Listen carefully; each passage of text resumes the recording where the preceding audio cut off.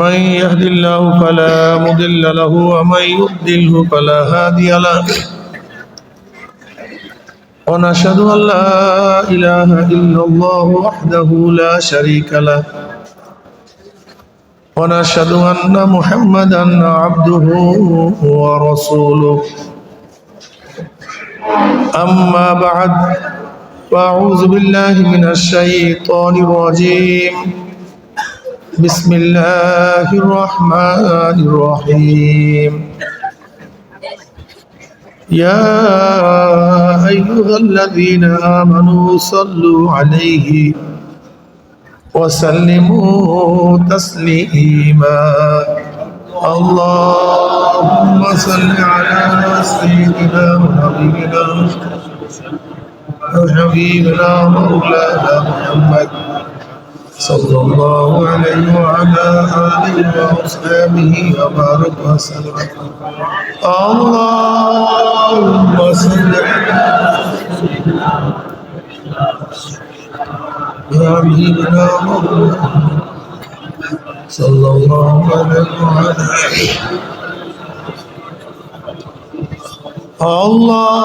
اللهم صل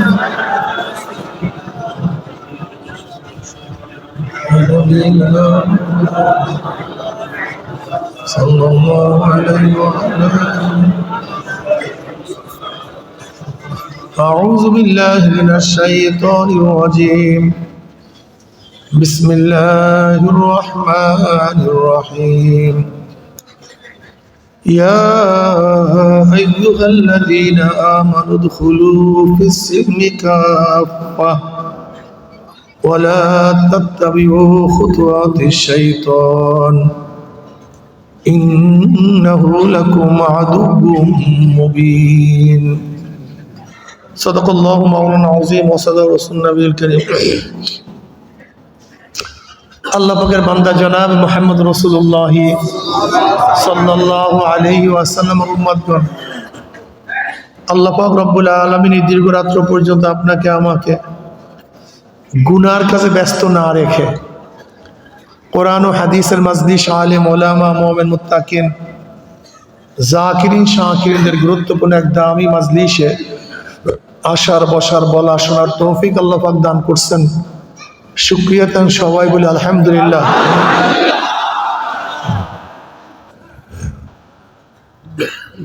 অনেকের কারি মাহফিলের দাওয়াত পুষছে।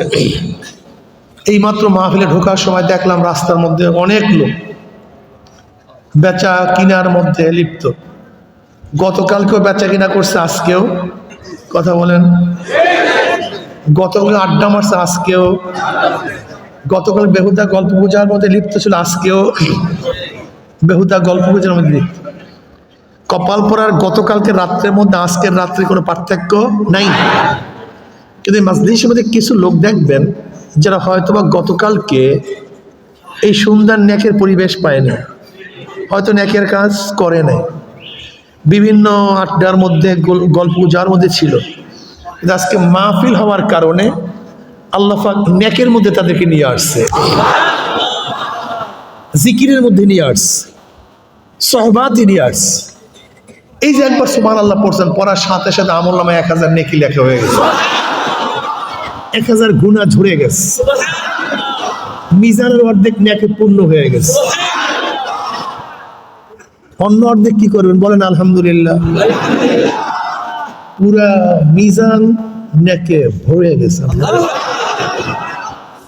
এত নেক দিয়ে করবেন নাকি? 1000 নেক, এত নেক, মিজান ভরা, এত নেক দিয়ে করবেন নাকি? আল্লাহ পাক যাকে ছোট একটা জান্নাত দিবে, সেই জান্নাতটা দুনিয়ার চেয়ে মনে নেই আপনাদের কয় গুণ বড়? গোটা জান্নাতের ভূমিটা হবে, জমিনটা হবে মিশক এবং আম্বারের। বিল্ডিংগুলি হবে হাজার হাজার তলা বিশিষ্ট, চৌশুকি ইটের কোনো গাঁথনি টাতনি নেই।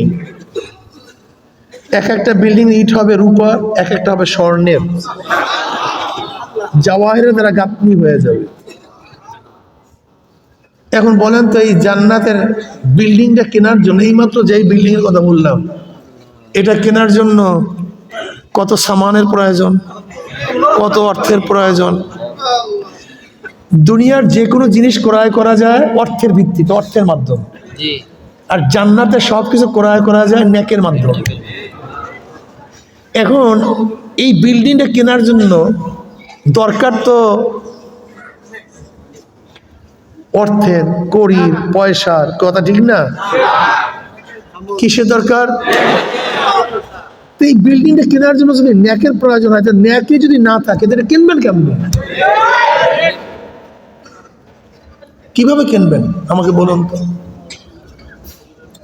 আজকে এখানে যারা আছেন, এই গাজীপুরের